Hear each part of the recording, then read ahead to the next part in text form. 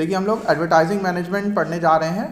Advertising management की series का ये बहुत इंपॉर्टेंट लेक्चर है। इसमें पूरा एडवर्टाइजिंग लगभग कवर होगा। साथ ही साथ इसमें सेलिंग, प्रमोशन, हल्का फुल्का मार्केटिंग के बारे में भी पता चलेगा आपको।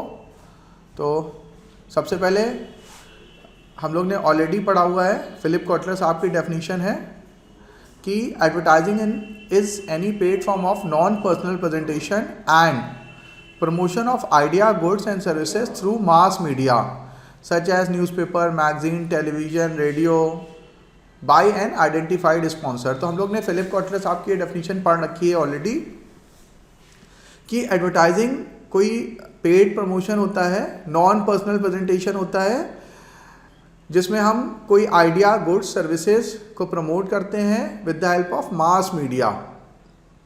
मास मीडिया जैसे जो ऐसा कोई माध्यम जिसके द्वारा हम एक साथ हजारों लाखों लोगों तक, इवन करोड़ों लोगों तक भी पहुंच सकें। तो वो न्यूज़पेपर हो सकता है, लाखों लोगों तक पहुंचता है, मैगजीन्स हो सकती हैं, टेलीविज़न हो सकता है, रेडियो हो सकता है, और आजकल सबसे सशक्त माध्यम बन गया है यूट्यूब, सोशल मीडिया। ट्वीट कर दीजिए, लाखों लोगों तक पहुँच जाएगा। ठीक है, आपने एक वीडियो डाला, लाखों करोड़ों व्यूज़ आ गए उस पर। तो वो बहुत अच्छा मीडियम है अपनी बात को बहुत सारे लोगों तक पहुंचाने का। और इसमें खास बात क्या होती है, एक आइडेंटिफाइड स्पॉन्सर होता है। स्पॉन्सर कौन? जो बंदा अपने प्रोडक्ट, सर्विसेज, आइडिया को प्रमोट करना चाहता है, उसको हम लोग आइडेंटिफाइड स्पॉन्सर कहते हैं। ठीक है, और ये करने में कुछ ना कुछ पैसे खर्च होते हैं, ये फ्री नहीं होता है, ये पेड होता है। The means of providing the most persuasive possible selling message to the right prospect at the lowest possible cost. इसमें खास बात क्या है एडवर्टाइजिंग की कि कॉस्ट बहुत कम होती है। अगर हम लोग बाकी सारे मीडियम से इसको कंपेयर करें तो पर इंडिविजुअल मैसेज पहुंचाने की, उसको परसुएट करने की जो कॉस्ट आती है वो एडवर्टाइजिंग में सबसे कम आती है। पहली बार में इसमें कॉस्ट ज़्यादा लगती है, लेकिन क्योंकि वो लाखों करोड़ों लोगों तक हमारा मैसेज पहुंचता है, दैट्स वाई जो हमारी ओवरऑल कॉस्ट है वो बहुत कम हो जाती है। नेचर ऑफ एडवर्टाइजिंग, पहली बात परसुएसिव मैसेज होता है। परसुएसिव का मतलब क्या है? मतलब ये किसी ना किसी को कुछ प्रभावित करता है, प्रेरित करता है, उसको समझाता बुझाता है, उसको तैयार करता है। किस काम के लिए? आपका प्रोडक्ट या सर्विसेज को खरीदने के लिए, आपकी जो आप उसको आइडिया बता रहे हैं उसको फॉलो करने के लिए। आप एक तरह से उसको कन्विंस करते हैं। ठीक है, परसुएट करना मतलब उसको मोटिवेट करना, रेडी करना वो प्रोडक्ट परचेज करने के लिए, सर्विसेज परचेज करने के लिए। Second point, carried bye non personal medium. आप इसमें किसी को सामने बैठ के 1 to 1 या इस तरह से नहीं बता सकते हैं। इसमें क्या होता है कि एक बार आप मैसेज तैयार कर लेते हैं, वो वीडियो मैसेज भी हो सकता है, वो ऑडियो मैसेज हो सकता है, वो प्रिंट मैसेज हो सकता है, और वो एक साथ लाखों करोड़ों लोगों तक पहुंच जाता है। Paid for by an identified sponsor, इसमें कोई ना कोई स्पॉन्सर होता है। जैसे कि अगर आपने पतंजलि का कोई विज्ञापन देखा तो उसमें डेफिनेटली जो बाबा जी हैं वो स्पॉन्सर हैं। मतलब पतंजलि आयुर्वेद जो है, आचार्य बालकृष्ण, रामदेव, ये सारे लोग उसके स्पॉन्सर्ड हैं। अब पतंजलि कंपनी उसको प्रमोट कर रही है, उसने पैसे दिए होंगे टीवी चैनल्स को अपना कॉमर्शियल दिखाने के लिए। ठीक है, तो उसमें कोई ना कोई एक आइडेंटिफाइड स्पॉन्सर होता है। इसका ये ड्रॉबैक भी है, फोर्थ पॉइंट, इसका ये ड्रॉबैक भी है कि ये वन वे कम्युनिकेशन है, इट्स टू वे कम्युनिकेशन नहीं है। जैसे अगर आप किसी के साथ बैठ के पर्सनल सेलिंग कर रहे हैं, किसी क्राउड पे जाके आप प्रेजेंटेशन दे रहे हैं, आप रोड साइड कोई शो कर रहे हैं, तो अगर किसी को कोई कन्फ्यूज़न है, कोई प्रॉब्लम है, कोई क्वेरी है, तो वो क्या कर सकता है? वो भी आपसे क्वेश्चन पूछ सकता है। इसमें क्या है? ये वन वे कम्युनिकेशन है। आपका विज्ञापन टीवी पे आया, आपने अपनी बात कही और उसके बाद नेक्स्ट विज्ञापन शुरू हो गया। आप सामने वाले की बात नहीं सुन सकते हैं। ठीक है, तो ये टू वे कम्युनिकेशन नहीं है, सिर्फ वन वे कम्युनिकेशन होता है। आपने यूट्यूब पे अपना वीडियो ब्रॉडकास्ट कर दिया और सारे लोगों ने उसको देख लिया, लेकिन अब क्या है कि यूट्यूब ने क्या किया, इस ड्रॉबैक को दूर कर दिया। उसने क्या कहते हैं, नीचे कमेंट ऑप्शन दे दिया कि अगर आपको कोई प्रॉब्लम है, कोई कन्फ्यूजन है, तो आप कमेंट कर दीजिए। जो वीडियो क्रिएटर होगा, जो कंटेंट क्रिएटर होगा, जो स्पॉन्सर होगा उसका, वो आपके प्रॉब्लम को सॉल्व करेगा, वो आपको रिस्पॉन्स देगा बाद में। ठीक है, फिर उसके बाद नेक्स्ट पॉइंट आता है सपोर्ट्स अदर प्रमोशनल एफर्ट्स। ये क्या करता है, एडवर्टीजमेंट से क्या फ़ायदा होता है कि आपकी जो पर्सनल सेलिंग है, आपका जो प्रमोशन चल रहा है, आपके जो दूसरे कैंपेन चल रहे हैं, वो उसको बहुत हेल्प करता है, क्योंकि ये एक साथ लाखों करोड़ों लोगों तक मास मार्केटिंग होती है, मास मीडिया में जाता है, एडवर्टाइजिंग बहुत बड़े पैमाने पे होती है, तो बहुत सारे लोगों को आपके ब्रांड के बारे में अवेयरनेस हो जाती है। तो जो आपके दूसरे कैंपेन चल रहे होते हैं, मतलब मान लीजिए कि आप किसी एक प्रोडक्ट को प्रमोट कर रहे हैं और किसी ने उसका विज्ञापन टीवी पे देखा है, फिर वो स्टोर में गया और स्टोर में सेल्समैन ने भी उसको वो प्रोडक्ट दिखाया, तो अब इस बात की प्रोबेबिलिटी ज़्यादा होगी कि वो उस प्रोडक्ट को परचेज कर लेगा। ठीक है, तो सपोर्ट्स अदर प्रमोशनल एफर्ट, दूसरे प्रमोशनल एफर्ट्स को एडवर्टाइजिंग सपोर्ट करता है। तो इसमें क्या होता है, मैसेज जो आप देना चाहते हैं, कोई एक मीडियम चूज करेंगे, टीवी, न्यूज़पेपर, मैगजीन, ठीक है, कोई और मेथड, और ये दोनों मिलके एडवर्टाइजिंग होती है। तो message plus medium is equal to advertising. बहुत इंपॉर्टेंट स्लाइड है, आपसे रिक्वेस्ट है कि आप लोग उसको नोट करते रहिएगा, सारे लोग साथ ही साथ नोट्स बनाते रहिएगा, अपनी एक नोटबुक सेपरेट तैयार करिएगा इस सब्जेक्ट की, मार्केटिंग की अलग, एडवर्टाइजिंग की अलग। परसुएसिव मैसेज, कैसे ये लोगों को मोटिवेट करता है, ठीक है, कैसे उनको तैयार करता है अपने प्रोडक्ट को कंज्यूम करने के लिए, सर्विसेज को कंज्यूम करने के लिए। अब देखिए, जैसे ये कोका कोला की एक बॉटल रखी है, तो उन्होंने क्या किया, ना इसमें कोई स्टिकर लगाया, ना इसमें इन्होंने कोई कलर किया, बिल्कुल प्योर फॉर्म में रख दिया। तो उसमें लिखा हुआ है no added preservative, no added flavours, pure है एकदम, मतलब अलग से कुछ भी इसमें चीज़ नहीं मिलाई गई है, कुछ हार्मफुल चीज़ें नहीं है, और रियल थिंग सिंस 1886, सन 1886 से ये आपको बिल्कुल असली चीज़ दे रहे हैं, प्योर फॉर्म में दे रहे हैं। तो ये एक अच्छा मैसेज है कि आपने इस एक ये विज्ञापन बनाया, इसको न्यूज़पेपर में, मैगजीन्स में और अलग अलग जगहों पे इसको सोशल मीडिया पे पब्लिश कर दिया, तो लोग आपकी बात समझेंगे कि अच्छा ठीक है, कोका कोला को अगर हम कंज्यूम करेंगे तो उसमें कोई एडेड प्रिजर्वेटिव नहीं है, कोई नुकसान वाली चीज़ नहीं है, कोई फ्लेवर्स वगैरह नहीं है, तो ये अच्छा है, ठीक है, तो ये हमें ज़्यादा नुकसान नहीं पहुँचाएगा। तो ये मोटिवेट करने की कोशिश कर रहे हैं। तो इस तरह से परसुएसिव मैसेज होता है ये। Characteristics of advertising, very very very important slide. देखिए, कम्युनिकेशन मोड इनडायरेक्ट और नॉन पर्सनल। पहली बात ये कि इसमें कोई आपके सामने आके आपको प्रोडक्ट के बारे में नहीं बताएगा, ये नॉन पर्सनल प्रेजेंटेशन होता है, इनडायरेक्ट होता है, सामने सामने आके बात नहीं करते हैं। कम्युनिकेशन पे कंट्रोल कितना है आपका, बहुत कम कंट्रोल है, ठीक है। मान लीजिए आप टीवी पे ऐड दे रहे हैं, वहाँ पे कोई प्रॉब्लम आ गई, ठीक है, आपने किसी वेबसाइट पे कुछ किया, कोई आपने न्यूज़पेपर में दिया, वो न्यूज़पेपर प्रिंट नहीं हो पाया, कुछ भी है, मतलब आपका बहुत ज़्यादा कंट्रोल नहीं है, क्योंकि कोई थर्ड पार्टी इसको आगे रन कर रही है। आपने खाली मैसेज डिज़ाइन कराया, वो भी डिज़ाइन भी जनरली थर्ड पार्टी ही करती है। आप खाली उसको आइडिया बताते हैं कि मुझे इस तरह की मैसेज देना है, तो वो आपके साथ बैठ के मैसेज डिज़ाइन करते हैं। फीडबैक अमाउंट, बहुत लिटिल फीडबैक मिलता है, ठीक है। आपने टीवी पे ऐड दे दिया, अब लोग क्या फीडबैक दे पाएंगे, ठीक है। आपने न्यूज़पेपर में ऐड दे दिया, कोई क्या फीडबैक दे पाएगा। हाँ, अगर आपने यूट्यूब चैनल पे अगर आपका विज्ञापन चल रहा है, आपका ऐड का वीडियो चल रहा है, तो उसमें तो फिर भी कमेंट कर सकता है, लेकिन वो भी बहुत लिटिल होगा, कौन पढ़ेगा, लाखों करोड़ों कमेंट आ गए उसमें, कोई पढ़ ही नहीं रहा है, कोई ध्यान ही नहीं दे रहा, तो बहुत लिटिल अमाउंट ऑफ फीडबैक मिलता है। फीडबैक स्पीड भी बहुत धीमे होती है, कहाँ फीडबैक मिल पाएगा। अगर आप पर्सनल प्रेजेंटेशन दे रहे हैं, सेलिंग कर रहे हैं, तो आपको तुरंत फीडबैक मिल जाएगा, अरे आपके प्रोडक्ट में ये कमी है, ये खराबी है, इसका क्या होगा, तो आपने तुरंत रिस्पॉन्स कर दिया। लेकिन एडवर्टाइजिंग में फीडबैक स्पीड भी बहुत डिले होती है और फीडबैक अमाउंट भी बहुत लिटिल होता है। मैसेज फ्लो का डायरेक्शन क्या है, वन वे होता है। आप कंज्यूमर की या कस्टमर की बात नहीं सुन पाते हैं, खाली आप अपनी बात उसको बता देते हैं, बस उसकी बात नहीं सुन पाते हैं, तो ये वन वे कम्युनिकेशन होता है। मैसेज कंटेंट कंट्रोल, हाँ, ये पूरा कंट्रोल होता है। जैसे कि अगर मुझे कोई विज्ञापन बनाना है, तो उस विज्ञापन में मुझे क्या दिखाना है, ये इस पर मेरा पूरा कंट्रोल है, ठीक है, तो वो कंट्रोल सही है। आइडेंटिफाइड स्पॉन्सर, यस, कोई ना कोई आदमी जरूर होता है जो कोई एडवर्टीजमेंट रन कर रहा है। अगर इन्वायरमेंट प्रोटेक्शन से रिलेटेड का कोई एडवर्टीजमेंट है, तो गवर्नमेंट ऑफ इंडिया रन कर रही है, कोई एनजीओ रन कर रहा है।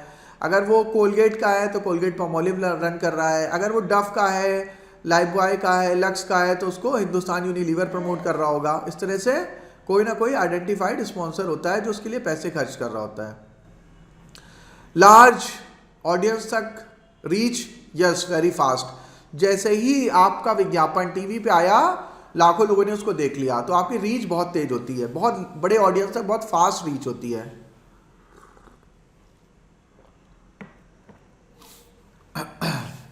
मैसेज फ्लेक्सिबिलिटी, इसमें फ्लेक्सिबिलिटी नहीं हो सकती है। क्यों?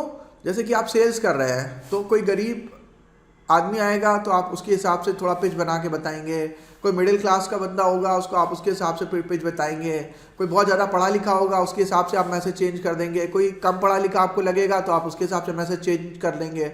लेकिन जब आप एडवर्टीजमेंट कर रहे होते हैं, एडवर्टाइजिंग कर रहे होते हैं, तो आपका मैसेज फिक्स होता है। वो सेम मैसेज हर तरह के लोगों तक पहुंचता है, चाहे वो अमीर हो, गरीब हो, पढ़ा लिखा हो, छोटा हो, बड़ा हो, बच्चा हो, बूढ़ा हो, हाउसवाइफ हो, प्रोफेशनल हो, सबको एक ही मैसेज मिलेगा। तो मैसेज में कोई फ्लेक्सिबिलिटी नहीं होती, सेम मैसेज, सेम चीज, सेम कंटेंट सभी को जाता है। 5 M's ऑफ एडवर्टाइजिंग, ये हम लोग ने एक बार पढ़ा भी था। मनी, पैसा लगता है, कितना पैसा खर्च करना है, क्या मैसेज देना है, कौन सा मीडिया चूज करना है, ठीक है, और जो आपने एडवर्टीजमेंट रन कराया उससे क्या रिजल्ट निकला, मेजरमेंट, ठीक है, और आपका एडवर्टीजमेंट रन करने का मिशन क्या था। आपको इन्फॉर्मेशन देना चाहते हैं, कोई प्रोडक्ट को लॉन्च करना चाहते हैं, इन्वायरमेंट में कोई अवेयरनेस फैलाना चाहते हैं, आपका मिशन, फिर कितना मनी है, कितना बजट है आपका, क्या मैसेज डिज़ाइन करेंगे, कौन सा मीडिया चूज करेंगे, न्यूज़पेपर पे देना है, रेडियो पे देना है, टीवी पे देना है, और उसके बाद फाइनली मेजरमेंट की जो हमने एडवर्टीजमेंट कैंपेन रन किया उसका क्या रिजल्ट निकला। Again very very important slide, बहुत important slide. Advertising communication process क्या होता है? तो पहला पॉइंट, एडवर्टाइजर। एडवर्टाइजर कौन होता है? मैन्युफैक्चरर हो सकता है जो प्रोडक्ट बना रहा हो, रिटेलर हो सकता है, सर्विस ऑर्गेनाइजेशन हो सकता है जिसका प्रोडक्ट और सर्विसेज से डायरेक्ट या इनडायरेक्ट इंटरेस्ट जुड़ा हुआ है, जो अगर वो प्रोडक्ट या सर्विसेज बिकेगा तो उसको फायदा मिलेगा, तो वो उसका एडवर्टाइजर होता है, ठीक है। मैसेज, तो ये मैसेज जो है वो एक मीडिया एजेंसी प्रिपेयर करती है, एड एजेंसी प्रिपेयर करती है। आप उसको आइडिया देते हैं कि आपको क्या मैसेज पहुंचाना है, उसको वो प्रॉपर फॉर्मेट में वीडियो के थ्रू, ऑडियो मैसेज के थ्रू, कोई सेलिब्रिटी के थ्रू, किसी एक्ट के थ्रू, कोई बढ़िया सी विज्ञापन बना के, कोई प्रिंट मीडिया बना के वो उसको प्रिपेयर करते हैं। एक प्रॉपर बढ़िया मीडिया मैसेज क्रिएट किया जाता है। फिर आप क्या मैसेज देना चाहते हैं, जब ये डिसाइड हो गया, एडवर्टाइजर कौन है ये डिसाइड हो गया, फिर मीडिया, अब आपको न्यूज़पेपर पे देना है, टीवी पे देना है, रेडियो पे देना है, मैगजीन पे देना है, कहाँ देना है, ठीक है, वो आप डिसाइड कर लेंगे। फिर उसके बाद जो आपने मैसेज दिया उसको किस तरह से परसीव किया गया।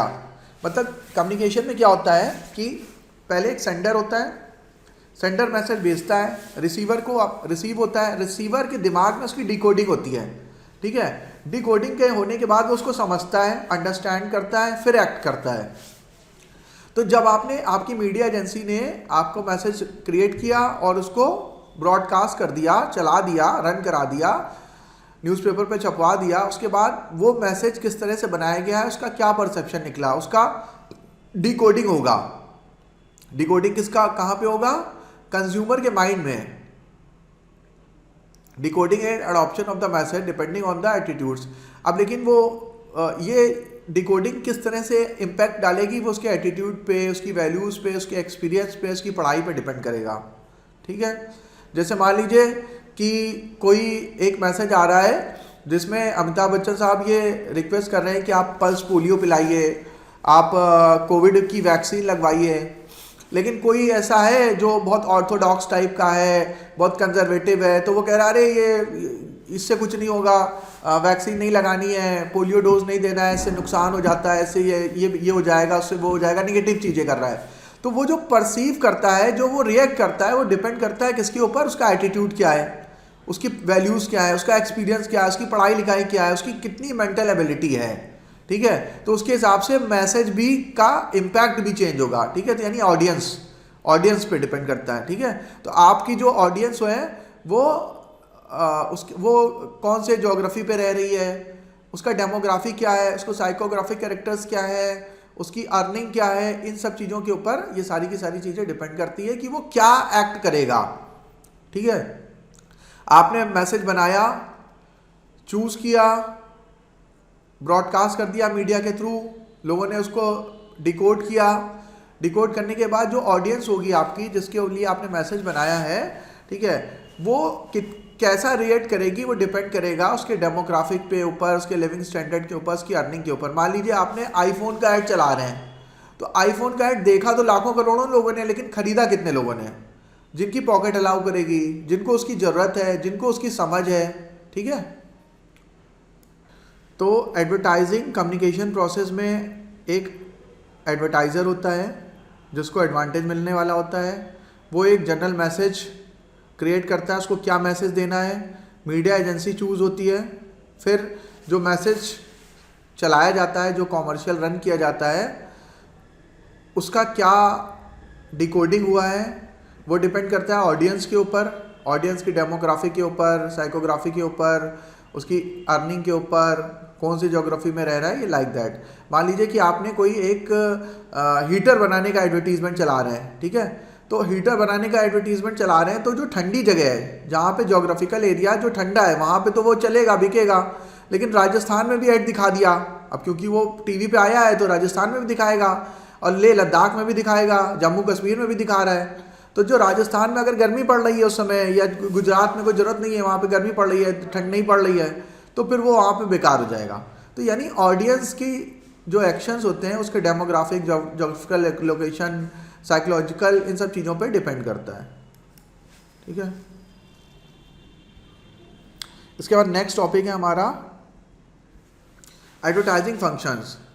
क्या फंक्शन होते हैं? एडवर्टाइजिंग फंक्शन होता है, पहला फंक्शन है इंफॉर्मेशन देना, ठीक है, लोगों को प्रोडक्ट के बारे में इंफॉर्म करना, उनको परसुएड करना, परसुएडिंग, ठीक है, उनको मोटिवेट करना ताकि वो प्रोडक्ट को परचेज करें। रिमाइंडर देना, अगर कोई प्रोडक्ट ऑलरेडी ग्रोथ फेज पे है, सैचुरेशन फेज पे चल रहा है, तो वो उसको रिमाइंडर देते रहेंगे। कोका कोला है, पार्ले जी है, स्प्लेंडर बाइक है, वैगन आर है, ये ऑलरेडी बिक रहे हैं, लेकिन रिमाइंडर देते रहते हैं ताकि उसकी सेल्स जो है वो डाउन ना करे। अगर कोई वैल्यू एडिशन हुई है तो उसके बारे में लोगों को बताना कि भाई ठीक है, अब हमने जो गाड़ी लॉन्च करी है, इसकी टॉप स्पीड इतनी हो गई है, इसकी जो हमने इंजन कैपेसिटी बढ़ा के 1000 से 1200 सीसी कर दिया है। जो कोई अगर आपने कोई वैल्यू एडिशन किया है उसके बारे में इंफॉर्मेशन देना। और साथ ही साथ हमें पता है कि जो एडवर्टीजमेंट होता है उससे हमारे जो दूसरे एफर्ट्स होते हैं उनको भी फ़ायदा मिलता है, ठीक है। तो ये भी एक चीज़ हो सकती है। उसके बाद आपका Aida theory, again very very very most important theory है, ये आपके पेपर में ज़रूर पूछी जाती है। आइडा थ्योरी, ये थोड़ा हम लोग जनरली, अभी आइडा जो हमने पिछले लेक्चर्स में पढ़ा था उसमें ऊपर से नीचे था, इसमें नीचे से ऊपर की तरफ जाएंगे। तो पहला पॉइंट है अटेंशन। जब भी आप कोई कॉमर्शियल चलाते हैं तो उसमें क्या होता है कि आपको अटेंशन ग्रैब करना है, यानी कि आपका विज्ञापन इतना अट्रैक्टिव होना चाहिए कि लोग तुरंत उसमें अटेंशन दें। फिर जब आप वो अटेंशन देंगे, उसको देखेंगे, तो उनका इंटरेस्ट क्रिएट होगा। जब इंटरेस्ट थोड़ा क्रिएट होगा तो फिर उनके डिज़ायर आएगा कि यार क्या मुझे ये प्रोडक्ट ले लेना चाहिए। और जब डिज़ायर आएगा तो वो फिर पैसे का जुगाड़ करके और एक्शन ले लेंगे, ठीक है। तो एक्शन यानी कि वो बाई कर लेंगे प्रोडक्ट को। तो ये है आइडा थ्योरी, बहुत इंपॉर्टेंट थ्योरी है, एडवर्टाइजिंग का मेन पिलर है, इसको आप अच्छे से तैयार कर लीजिएगा। उसके बाद आता है आपका क्लासिफिकेशन और एडवर्टाइजिंग। क्लासिफिकेशन होता है टारगेट ऑडियंस के बेस पे, यानी कि आपका कंज्यूमर है कि बिजनेस हाउस है, मतलब आप एंड यूज़र को बेच रहे हैं अपना प्रोडक्ट कि B2B में बेच रहे हैं, ठीक है। यानी एक बिजनेस दूसरे बिजनेस को बेच रहा है, फिर वो उसमें कुछ वैल्यू एडिशन करके तीसरे को बेचेगा या एंड यूज़र को बेचेगा, वो डिपेंड करेगा। एडवर्टाइजिंग को हम क्लासिफाइड कर सकते हैं प्रोडक्ट है कि सर्विसेज है, ठीक है, ऑर्गेनाइजेशन, कंपनी के बेसिस पे। फिर एडवर्टाइजिंग का क्लासिफिकेशन होता है उसका ऑब्जेक्टिव क्या है, मतलब वो कोई इन्फॉर्मेशन देना चाहता है, वो प्रोडक्ट की सेल्स बढ़ाना चाहता है, वो ब्रांड अवेयरनेस के बारे में बताना चाहता है, क्या ऑब्जेक्टिव है। तो ये सब चीज़ों के बेस पे हम एडवर्टाइजिंग को क्लासीफाई कर सकते हैं।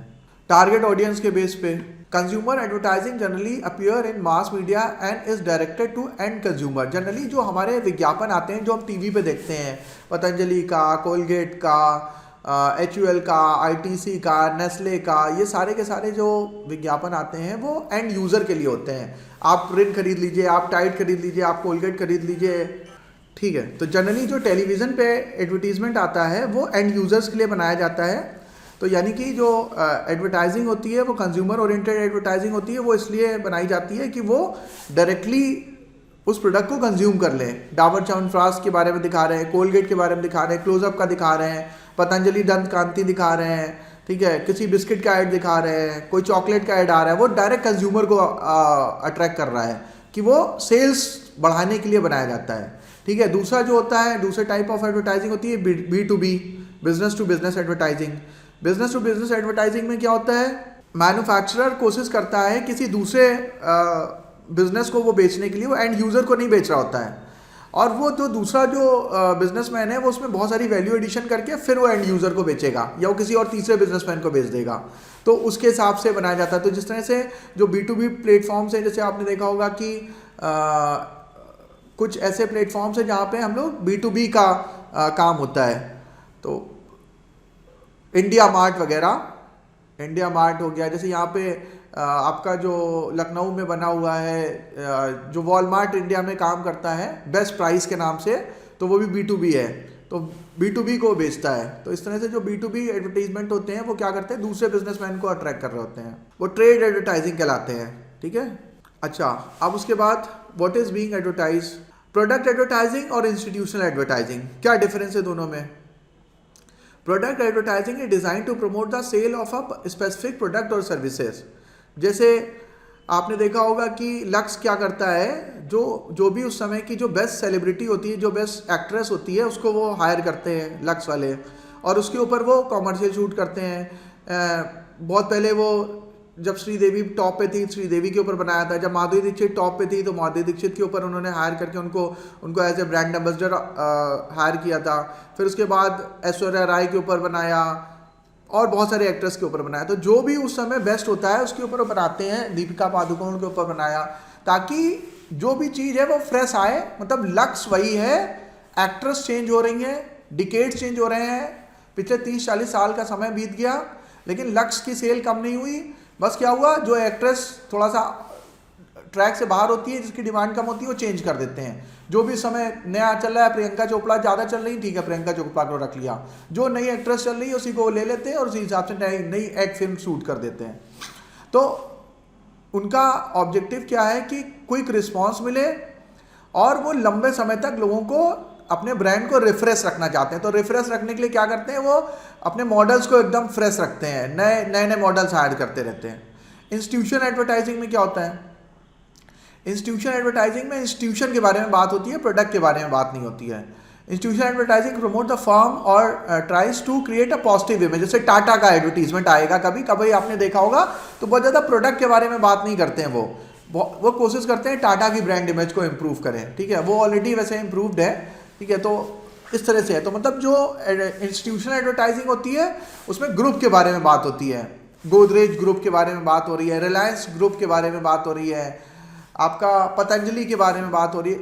और कोई प्रोडक्ट बेस्ड एडवर्टाइजिंग होगा उसमें पतंजलि दंत कांति के बारे में बात कर रहे हैं, पतंजलि नूडल के बारे में बात कर रहे हैं। तो ये दोनों में डिफरेंस है, ठीक है। और इंस्टीट्यूशनल एडवर्टाइजिंग हमेशा पूरे ओवरऑल ग्रुप की पॉजिटिव इमेज को प्रमोट करने की कोशिश करता है। एक for example Reliance, Kolbe pharma, ये इंस्टीट्यूशनल एडवर्टाइजिंग का एग्जांपल है, और ये आपका ये जो मॉडल बनी हुई है तो ये प्रोडक्ट बेस्ड एडवर्टाइजिंग का एग्जांपल है।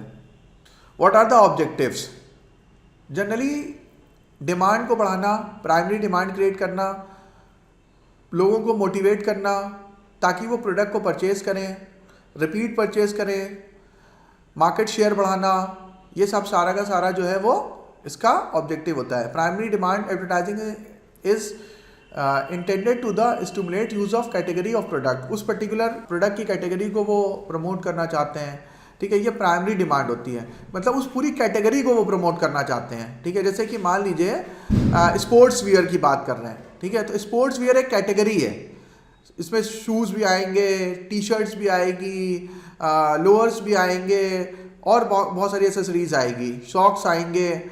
और सिलेक्टिव डिमांड वो पर्टिकुलर अपनी कंपनी की टी शर्ट्स को प्रमोट कर रहे हैं, ठीक है, वो selected demand. Advertising intent to encourage purchase of particular brand और particular product and services of specific firm.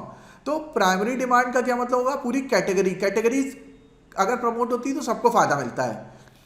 मान लीजिए एडिडास है, नाइके है, प्यूमा है, तो ये सारे ये तीनों ब्रांड क्या करते हैं कि स्पोर्ट्स वियर और उनकी एसेसरीज को बेचते हैं। तो अगर इस कैटेगरी को प्रमोट किया जाएगा तो तीनों कंपनियों को फायदा मिलेगा।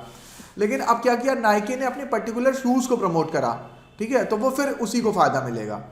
तो यानी कि यहाँ पे क्या आता है, primary demand and selected demand. तो जब प्राइमरी डिमांड को इनहेंस किया जाता है कैटेगरी को पूरा फायदा मिलता है, और जब सिलेक्टिव डिमांड को इनहेंस किया जाता है तो उस पर्टिकुलर प्रोडक्ट के फर्म को या उस पर्टिकुलर प्रोडक्ट को फायदा मिलता है। तो अब आप ये सोच रहे होंगे कि प्राइमरी डिमांड के ऊपर कौन काम करेगा, क्योंकि उससे तो सभी को फायदा मिल रहा है। तो ये लोग क्या करते हैं, मिल के करते हैं। जैसे आपने देखा होगा इस समय एक बहुत कैंपेन बहुत लंबे समय से चल रहा है, म्यूचुअल फंड सही है।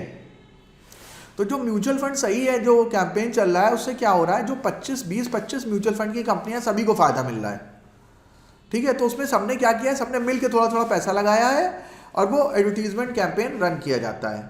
तो उसमें सबको उसकी वो कैटेगरी को डेवलप कर रहे हैं। अभी तक क्या था कि लोगों को फाइनेंशियल इंक्लूजन नहीं था, लोग म्यूचुअल फंड में स्टॉक्स में इन्वेस्ट नहीं करते थे। तो पहले उन्होंने क्या किया, कैटेगरी को इवॉल्व किया, सबने मिल के पैसा लगाया और म्यूचुअल फंड सही है बताया, HDFC का सही है, ICICI का सही है कि SBI का सही है, ये नहीं बताया, उन्होंने बताया म्यूचुअल फंड सही है। तो सभी कंपनियों को फायदा मिला। अब उसके बाद फिर अगर आगे चल के मिराई एसेट अपना प्रोडक्ट प्रमोट करेगी या इन्वेस्को करेगी या DSP BlackRock करेगी या ICICI प्रूडेंशियल करेगी तो वो उसी को फायदा मिलेगा। उसके बाद नेक्स्ट स्लाइड में आते हैं जल्दी से, कंपैरेटिव एडवर्टाइजिंग। देखिए कंपैरेटिव एडवर्टाइजिंग में क्या होता है, 2-3 प्रोडक्ट का कंपेरिजन किया जाता है। पेप्सी रखी है, कोका कोला रखा है, ठीक है, एक और कोई प्रोडक्ट रखा है, तीनों का कंपेरिजन कर रहे हैं कि उन्होंने क्या किया, एक चिंपैंजी को बैठा दिया और 2-3 तरह के कोला रख दिए। तो उसने चिंपैंजी ने एक पर्टिकुलर ब्रांड को पी लिया, उन्होंने कहा देखो चिंपैंजी भी समझता है कि ये वाला कोला बेस्ट है।